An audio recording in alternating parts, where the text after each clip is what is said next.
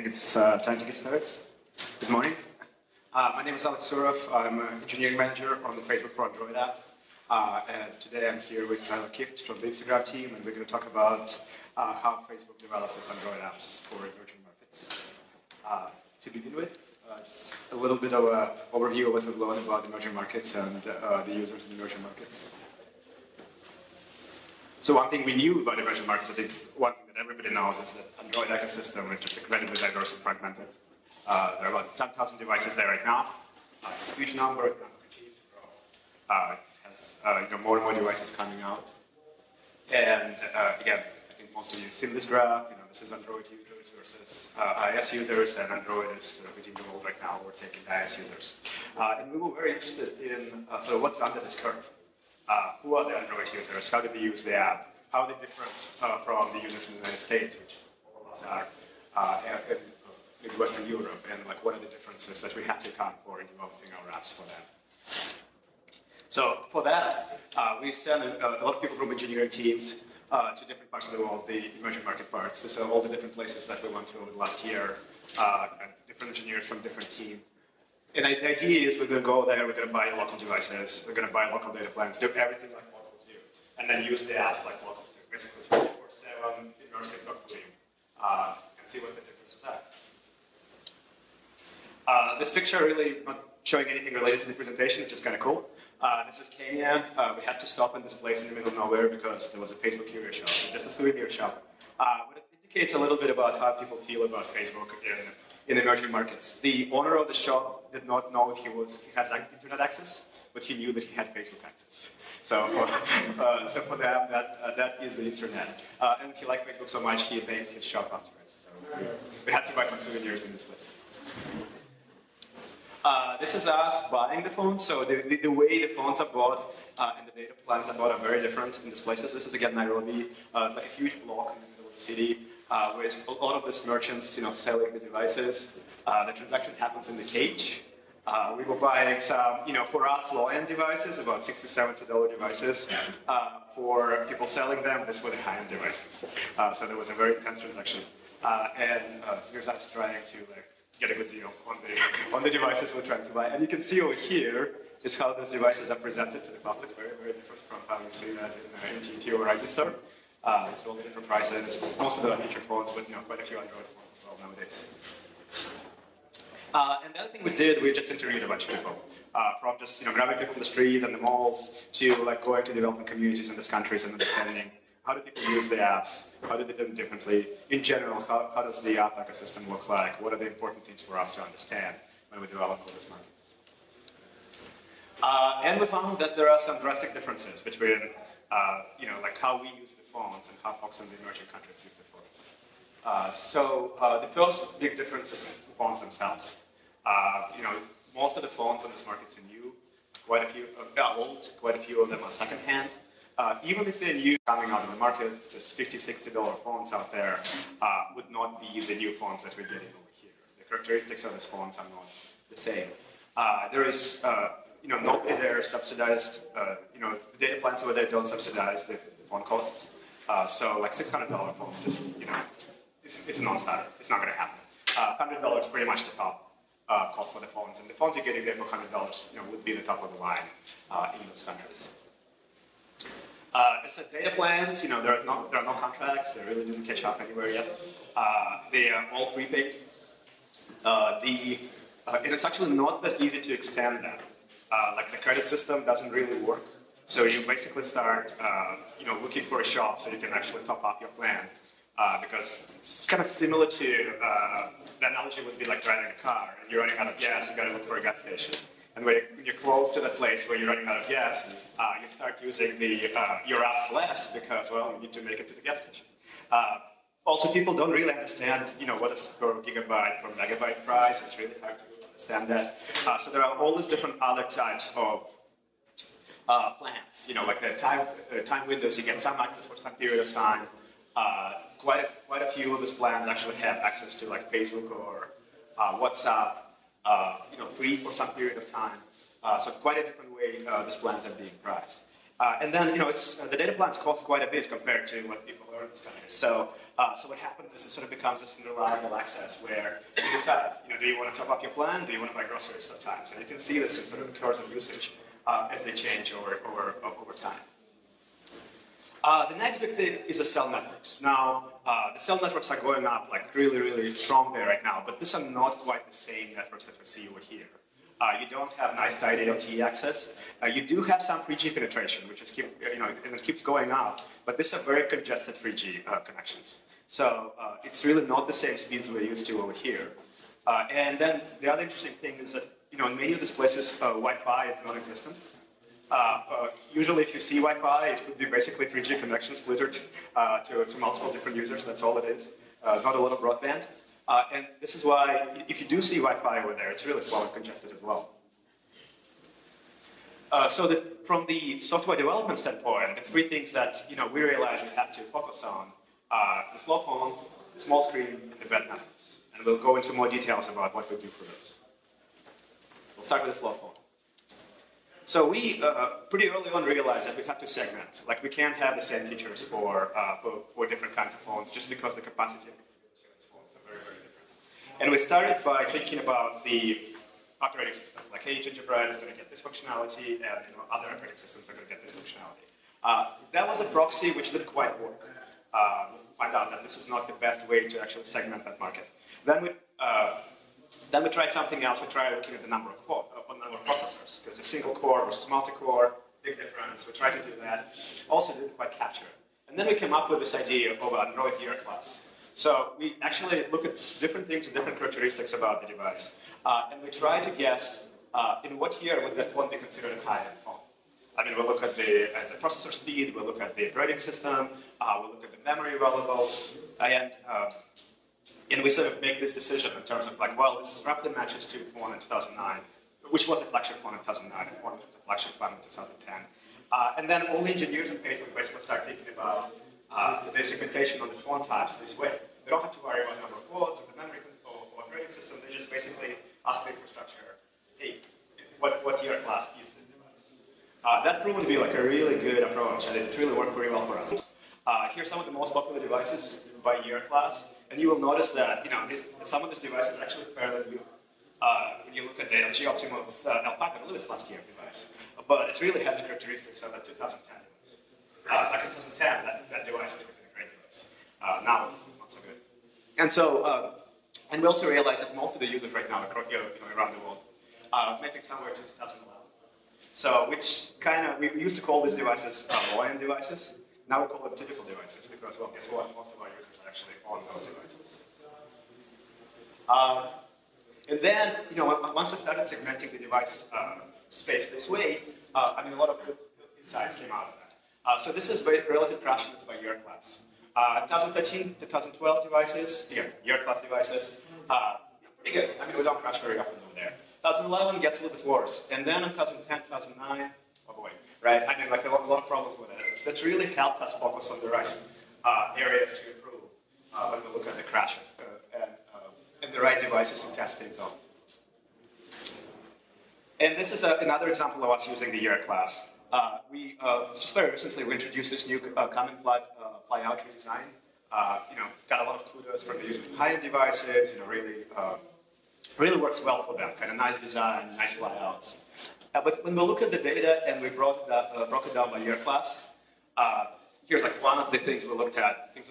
Everything to the right is good, everything to the left is not so good. So we realized that users on device year class 2010 plus really like this feature to various degree, but generally like it. Users 2009 year class just don't like it at all. It's completely to the left. And that's because the performance characteristics of this device are not sufficient to support that feature. So we had to come up with a different solution for users 2009 to sort of cover all of this year classes. Now, the next problem is the screen size. This is kind of obvious, but in retrospect. But a lot of these devices in the emerging market just have much smaller screens. And some of the stuff we design, we didn't take this into account. News speed is pretty good. The one on the left is the typical device here. The one on the right is the typical device elsewhere. And news speed still shows. This is a profile. Before we made some changes to that. And you can see, you can only see the picture. You can't see the basic information of the profile, not a good thing. This is our events page. This is actually worse because if you look there at the top right corner, you notice the button to create new events, and the button is missing over here because the screen is too small. Well, you can't create new events, and we can. That's a bit of a problem if we want people to use this functionality. It is in the menu, right? That's not right. Yeah. And again, this is sort of like how different screen sizes are. These are all the different screen sizes. For the popular screen sizes out there for different devices, huge variations. So, we did some work, and we targeted those screen sizes separately, and just make sure that the stylus profile over here, and show all the basic information. You don't have to scroll down to see that. And right there, you got a create button down below. A little different UI from the high-end devices, but that works a lot better. So simple changes, but sort of important, right? If you are taking questions at the end. Sorry, let me take the questions at the end, just in the interest of time. Yeah. Next stage, network speeds. Network speeds are, important. This is some statistics about the sort of network speed characteristics in different places. 3G is starting to penetrate a little bit more. We'll take a look at what that 3G looks like in a minute. It's not the same. And then there's the huge variations between sort of US and emerging markets over here. And even within the emerging markets, you can see here Brazil has a lot more 3G penetration, but the average latency is actually higher. So some of the things you have to know and you have to address in these markets. We'll talk a little bit about the network in just a second, but I wanted to capture the key takeaways from this first part of the presentation. Android is a world platform. It's eating the world right now. That's where most of the users coming onto the platform, coming onto the mobile internet. You developers here in the US and Western Europe are just not like people in the emerging markets in terms of how you use your phones, what phones you use, and what environment you have. And we have to make things good with smart segmentation. Segmentation is the key. You have to target different segments of the market differently to achieve the best of both worlds. Now, a little bit more in depth on the networks and how we tune Facebook will constrain networks. It's an ongoing process. We've been at that for over a year now, and we keep working on that. So it's some highlights of the work we've done. So we'll talk about the image download sizes. We'll talk about network quality detection, and we'll talk about a little bit about prefetching content. This is the three biggest thing we're focusing on today. Image download sizes. So in terms of the bytes over the wire, images dominate. Like by far, most of the bytes coming over the wire for Facebook are images. This chart is a little bit old. It's about 6 months old. In the last 6 months, there's an explosion of videos. And the videos kind of throw a little bit of a different range into that. But we'll talk about images for now. And as you can see, images just accounting for about 85% of the total data consumed in Facebook, about 65% of the total data consumed in Messenger. So if you want to reduce the data usage, you focus on images. Images also are the sort of the biggest download, so they take the longest time to download. So reducing the data usage is also improving performance because it just takes less to download smaller images. So one of the things we did pretty early on, and proven to be very impactful, is scaling the images to the viewport. So what we used to do is we will just download the entire image to the client, and then we scale it on the client. And the idea was like, well, if you want to zoom into the image, well, it's ready. It's right there. You can actually use that right away. What we found out is that this is not the most efficient way of doing it. The three main sizes in which images come in the thumbnail size or the profiles, the preview in the newsfeed, and the full image if you click on something in the newsfeed. And most of the users actually never go farther. I mean, they kind of look at the newsfeed, occasionally click on it. The number of clicks just doesn't justify downloading full sizes, full scale sizes of the images all the time. And low resolution devices, they might never need full resolution image anyway. So this is the size of the image, showing a nice internet cat. And that's what it looks like when you zoom it in before you send it to the server. Much smaller image, still the same cat. Some numbers. This is the size reduction, based on the screen size.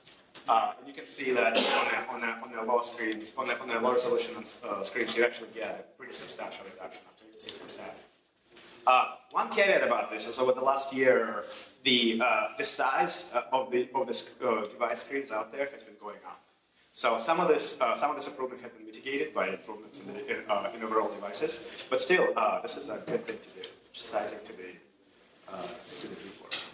It's a little bit of the balancing act because smaller files download quickly, but should you actually go and zoom in into this image as well, we downloaded two of them. We downloaded the low resolution, we downloaded the high resolution, the usage has increased. But again, we'll look at the stats and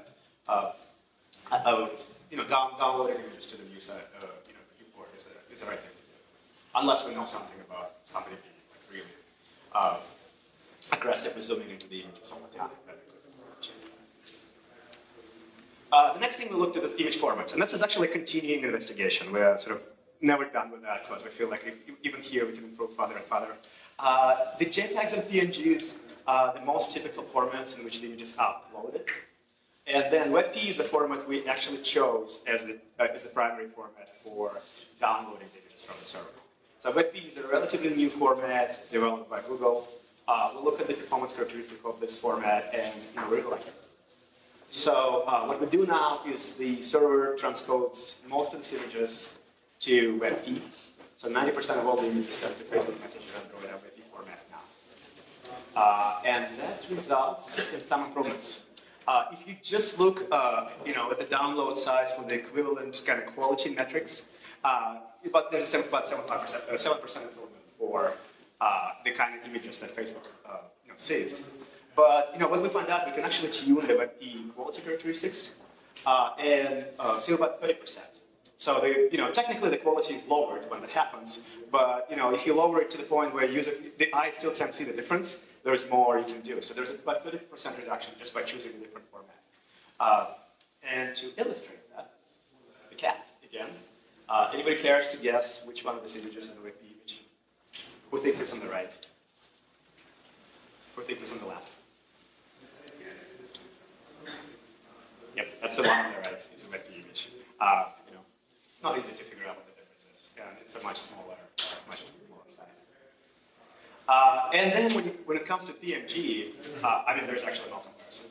PNG images are pretty huge. WebP, thankfully supports transparency animation that we need for PNGs, and so we happily convert PNGs to WebPs before we download them.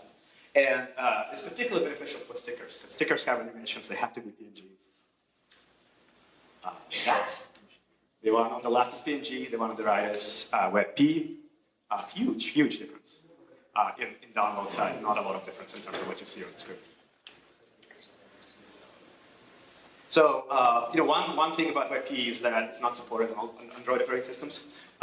Gingerbread doesn't support WebP at all, and then RCS doesn't support the kind of WebP we need for some of these changes. So we actually do the transcoding on the client for those, which adds a little bit of a code. So it's actually for those old systems just use WebP as the transfer on the wire format, and then we transcode it back to PNG in Japan. But all the modern systems all support that. Going forward, we expect that this is going to continue. And we are continuing to evaluate different formats. MozJPEG is the sort of new JPEG format. This is the one we actually now use for mobile side. If you go to m.facebook.com on your phone, this is the format that would be used for those images.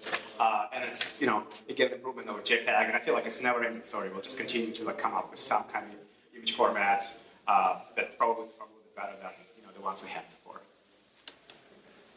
Network. So this is an interesting one because, again, just like with the year class, we wanted to segment by network quality. And we started out by looking at the type of the networks that you are on. This is very easy to get. There's Android API, you get the type of the network. What we find out, again, this is not sufficient. Nothing simple.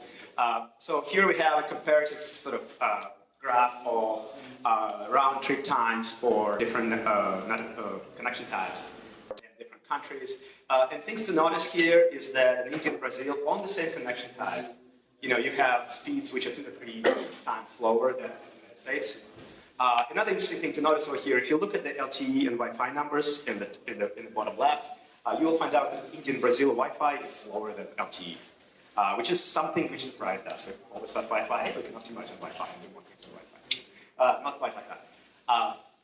So we came up with a different way of doing this, where we actually measure connection time. We measure them on the client, throughput on all the large network transfers, primarily images, and we measure them on the servers, for the round trip time estimates. And then we do some sort of weight analysis, and then we also do the moving average, because we don't have the API changing very quickly if you're driving from somewhere just for a second lost the connection. And then we send it back, so all the engineers in Facebook now, they all think in this term, right? They think, hey, what's my network connection type? Poor, moderate, good, excellent. These are the numbers we have right now. We might change these numbers as things develop, but they can now start targeting the features to the connection type that they have, the network quality types that they have. And here's some of the examples. One thing you can do is decrease image compression, rather increase image compression, decrease the quality, because on bad networks, users actually prefer to see grainier images than not see images at all. And then we issue a few parallel network requests. There's no point having 99 network requests going concurrently on the congested network. I'll come back side. We just some obvious kind of things where in places where we enable autoplay videos, we disable them or do that connection. This is not going to have a great experience over there. And we prefetch more content in the situations, and I'm going to talk about prefetching in just a second. And just wanted to very, very quickly go over the air traffic control. This is something internal to Facebook. But we thought that, well, it's great that we can send engineers in all these places, but we can't send everybody all the time. Like if you develop a feature, you want to have a place where you can actually look at this feature and see how it would likely perform in one of these emerging market countries. So we developed this thing where when you connect to an internal Wi-Fi in Facebook, you can actually choose the profile of that Wi-Fi. You can basically pretend that you're on a 2G connection in rural India and see how your app would behave. Obviously, it doesn't capture all the subtleties of being on a 2G connection in rural India, but it captures quite a bit. Bandwidth, packet loss, delays, things like that. That's proven to be really useful, and sort of we started to avoid a lot of these problems where we're surprised by something not quite working when we go in one of the emerging market countries. And just a few words about prefetching. Prefetching is an interesting thing. It's something that we're working on actively right now. In general, it's very important for high latency connections because when you look at something, it will take some time for that something to be downloaded. You want to download it before. You also get multiple chances to download it instead of just one chance. And should you go offline for just a brief moment, you have a chance to actually see this information, and sort of not notice those problems with the network. But it's a balancing act again, because if you issue too many prefetch requests, you're going to start congesting, the network on your phone. And another problem is you really want to prioritize where things which are currently shown on the screen gets a high priority over prefetch requests, because it's more important. You don't want to be prefetching something that you're going to see in 30 seconds at the expense of something they're looking at right now. So all of this is sort of inform some of the work we're doing on that. Like the second bullet point here is one of the first things we did.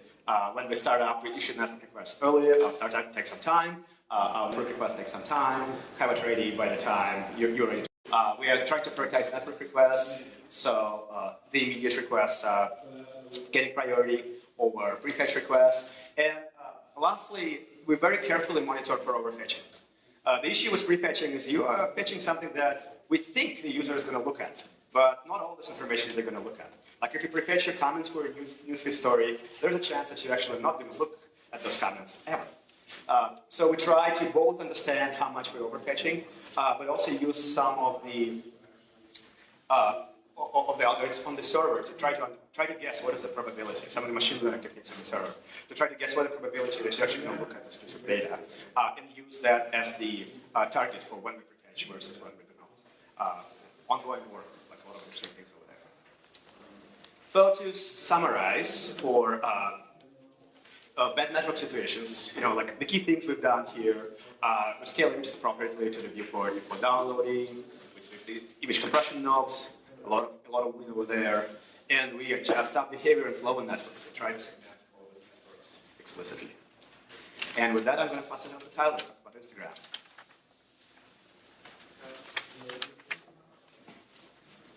Hey everyone, my name is Tyler. I work on the Instagram team. We're going to talk about Instagram on typical Android phones, some of the improvements we made in the last year. We're going to talk about two things today. First is design. We actually rewrote huge components of our app in the past year, focusing on phones with small screens and lower performance and cold start times. So focusing on making the app start up faster on slower phones. The first thing is design. So this is Instagram back in April 2012. This is the app on the day we launched. So this is what it looked like. And the app was built actually by a team of 3 people. So we had a really small team of three people working on it. So 2 engineers and 1 designer. And actually the entire Instagram team was really small at that point. And so one of the things we did to keep everything simple was to keep the design very similar to the design of the iOS app. And this is what the iOS app looked like. You can see it's really similar. So a lot of luscious gradients, a lot of boxy UI, all that kind of stuff, glossy icons.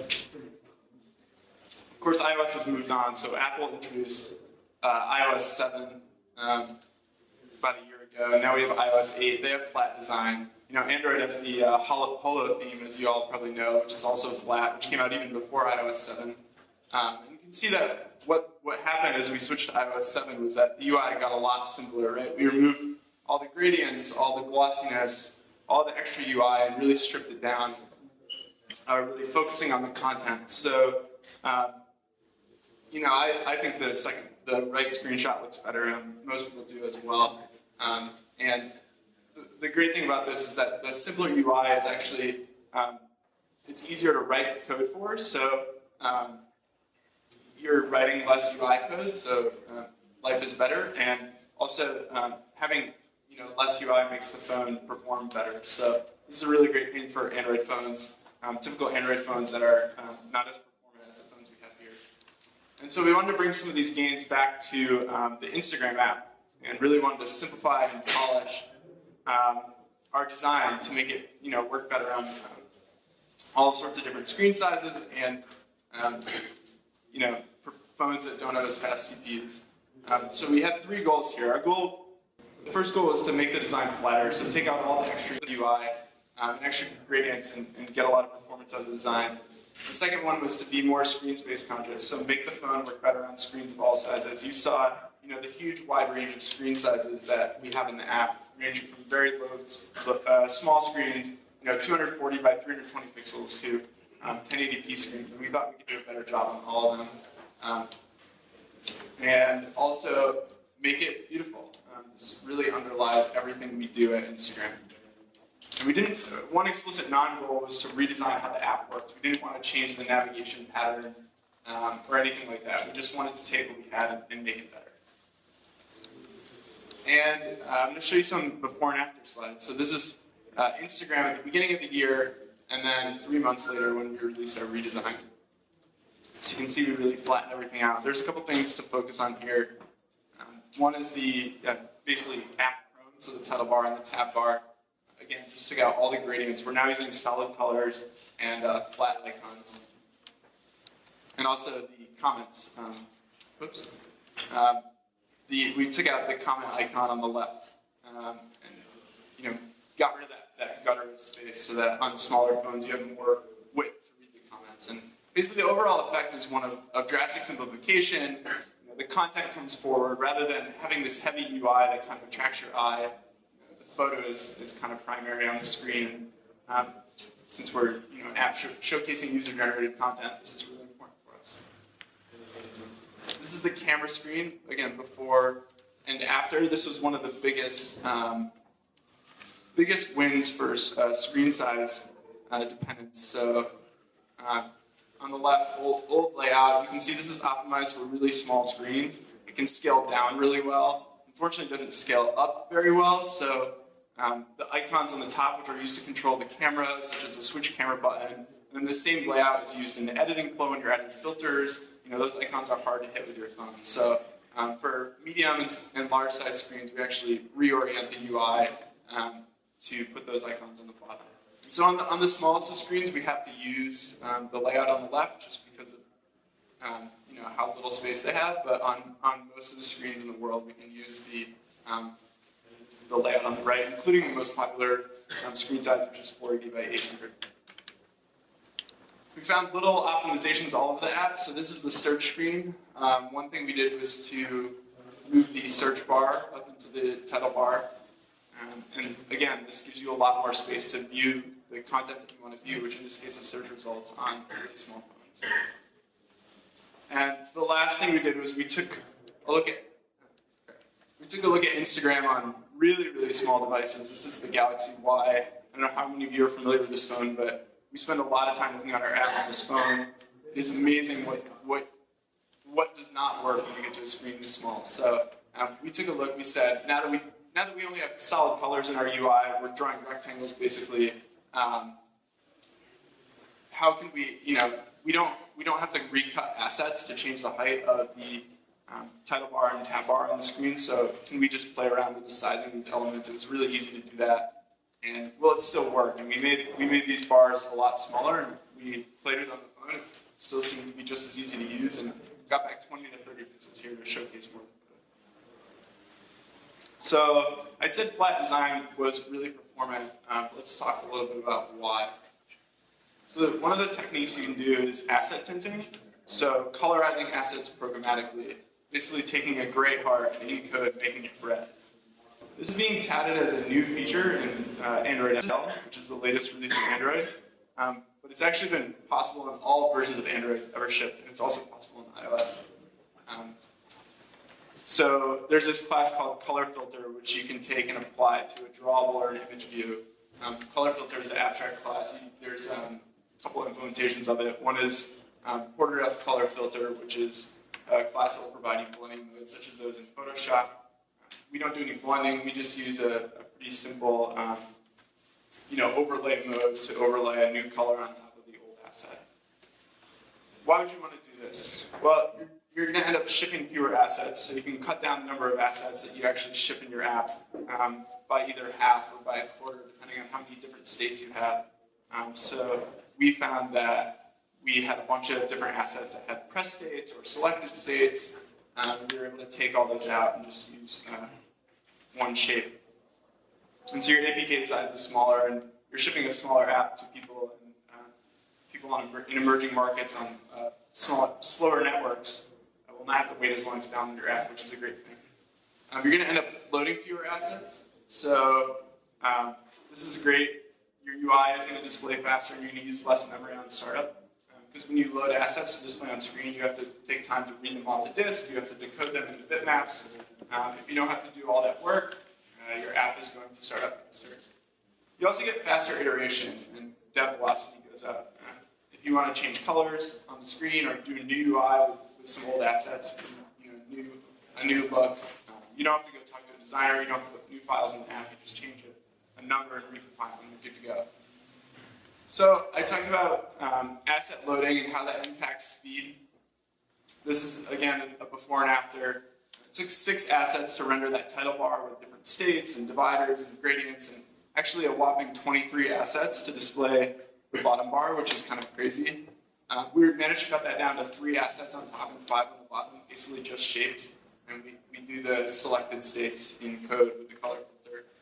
And this actually cut down our cold start time by 120 milliseconds, basically across devices, which was about 10 to 20% for us at the time. So really quite a big impact there just by doing less on the phone. And people loved it. I mean, the app got faster everywhere.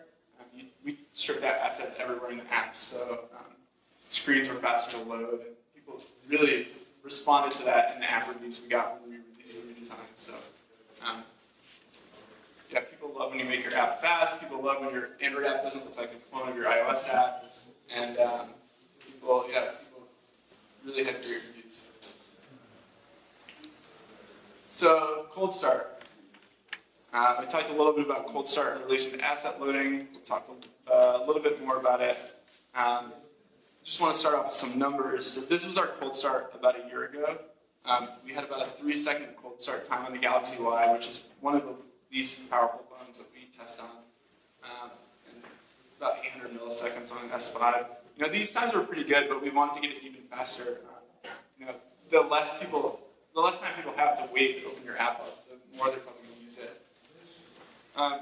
We managed to cut that in half, basically. So 1.5 seconds on the Galaxy Y, a little under half a second on the S5, to basically to the point where you can't really distinguish an Instagram cold start from a warm start, which we think is pretty awesome.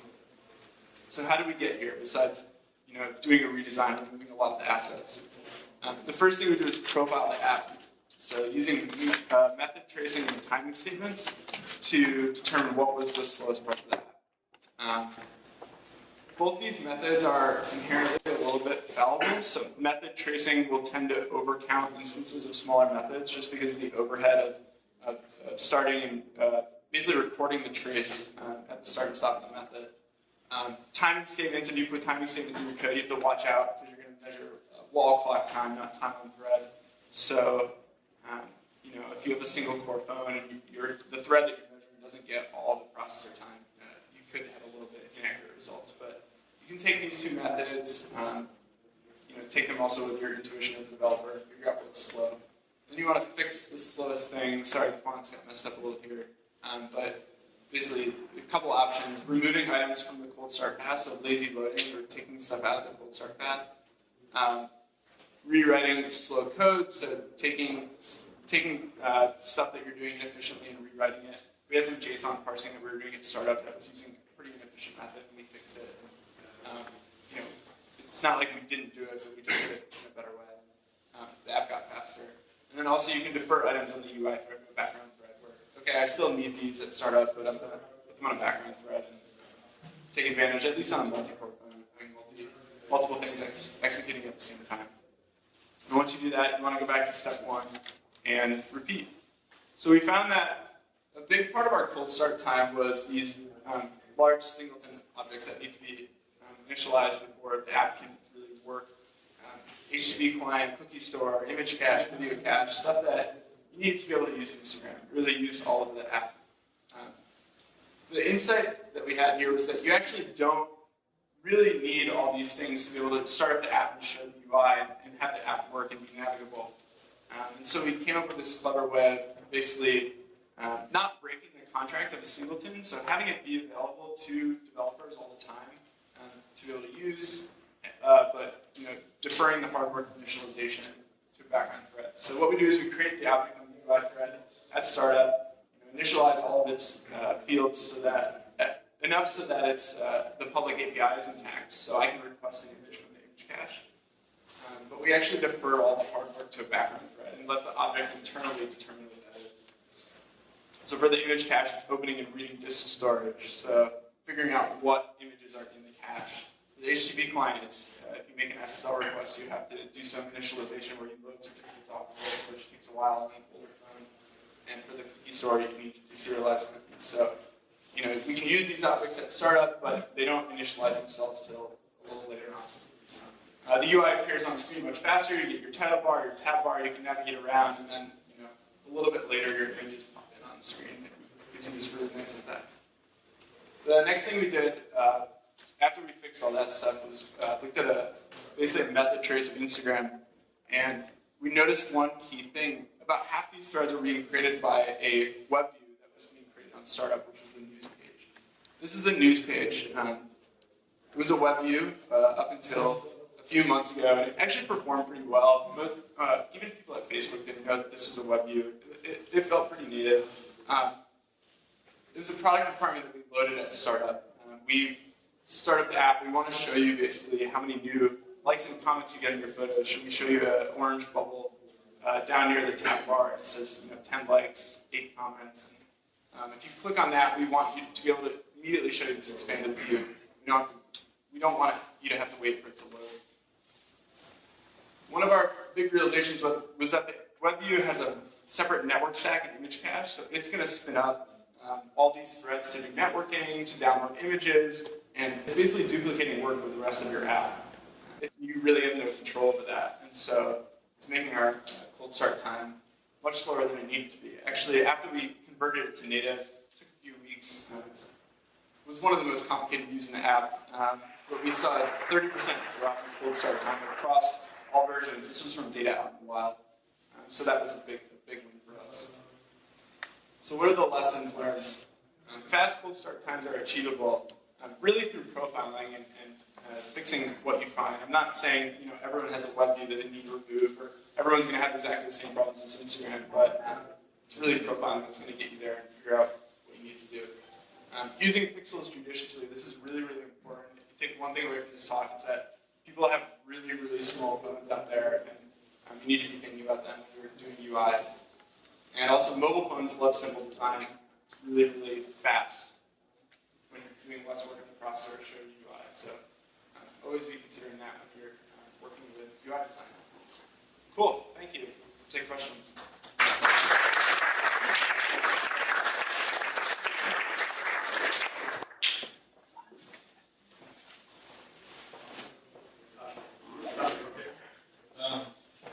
You mentioned earlier that you use your model for the different process. Can you do that by the model number, or do you guys just kind of inform library that just takes care of that for you? Yeah, we try to figure it out on the fly. Like we read a lot of information about the phone as we run, and we basically synthesize that. Like we have an idea of what 2009, a typical phone would look like, and we pick the closest match. So we don't actually. I mean, there are 10,000 different devices. There's no way we can do the. Do you have any plans of open sourcing that?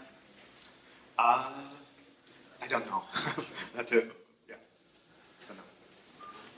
You had a question earlier about. Yeah, first phone that showed the Galaxy Y, move the create event button down, the action bar, wondering why it wasn't enabled for message.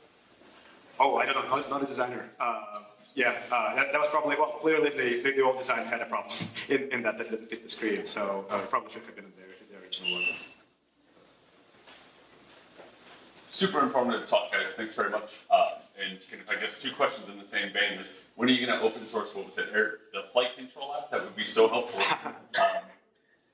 And two, the same thing, any tools, and what do you use for the method tracing and timing statements? Have you any sort of libraries there, or anything you've used that you can share with the community? Right. For air traffic control, I mean, we actually, we presented a couple times, and this question comes up all the time. Like, we want that too. But we'll look into that. It's pretty complicated setup, and pretty connected to how we do networking internally in Facebook. But we would like to make it available for the community in some way. Go to Tyler for that. Yeah, for method tracing, we don't. We just use this stuff that's standard available on Android platforms. So TraceView, also systrace will give you even a little bit more information about what Android's doing while your UI is rendering. Something from that side? Curious about the upgrade cycles that you see. Are they different in the development world than they are here?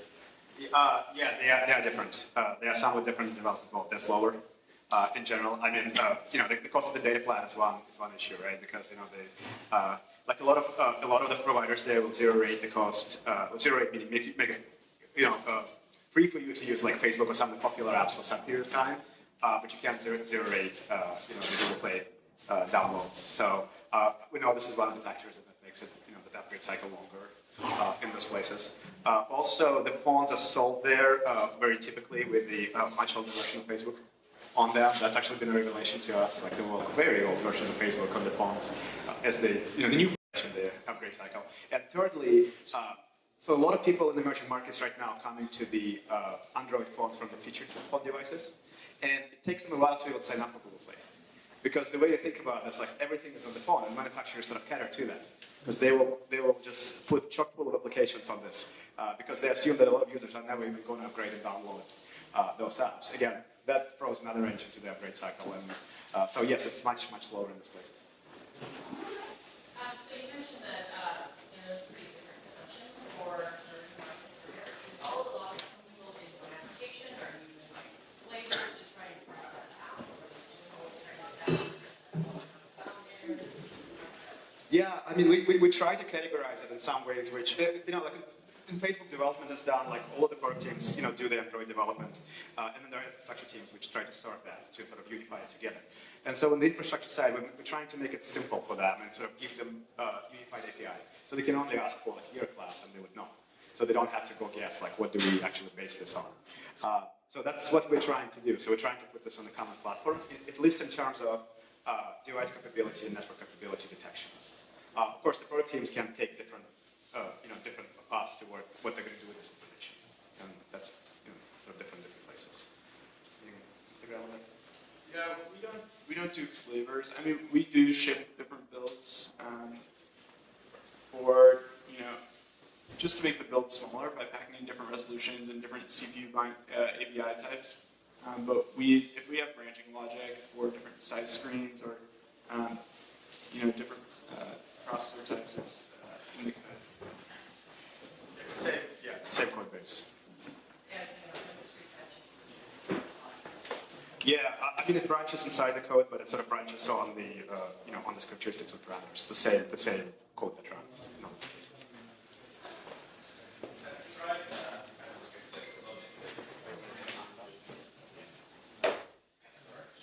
Yeah, I mean, in general, we tried, like with this work, we tried not to change the UI because users are used to using Facebook in a particular way, and they're generally not very happy when we change that. And so it's some of the things we would like to explore, especially on really bad connections. Can we do that differently? But we haven't tried to prioritize it yet. But yeah, that's like for the purposes of this talk, we try to keep the UI as much as possible the same and all the functionality the same as it was before. But yeah, definitely. It's one of the options. You guys focus a lot on images, but do you guys get any glimpse in terms of data by maybe like switching your data serialization format or anything like that? Yeah, I mean we did a bunch of different work for that as well. Just compared to images, the amount of data that goes across, for example, graph calls is just dramatically smaller. But yes, we've done a bunch of different stuff like changing, modifying the serialization algorithms, changing with the way some of the more expensive APIs work. To sort of like some of the APIs on really verbose, just making it sort of more binary type. It's quite a bit of work to do that. We will certainly look into that, continue to look into that. It's just that, compared to images, images just dwarf everything. You'll get a 50% win on some graph call, and that will be just like a small drop in the bucket compared to video images. So. What format do you guys use? Script or something like that? What? What format? We do send JSON at this point, yes, but it's binary JSON, so it's fairly up to JSON.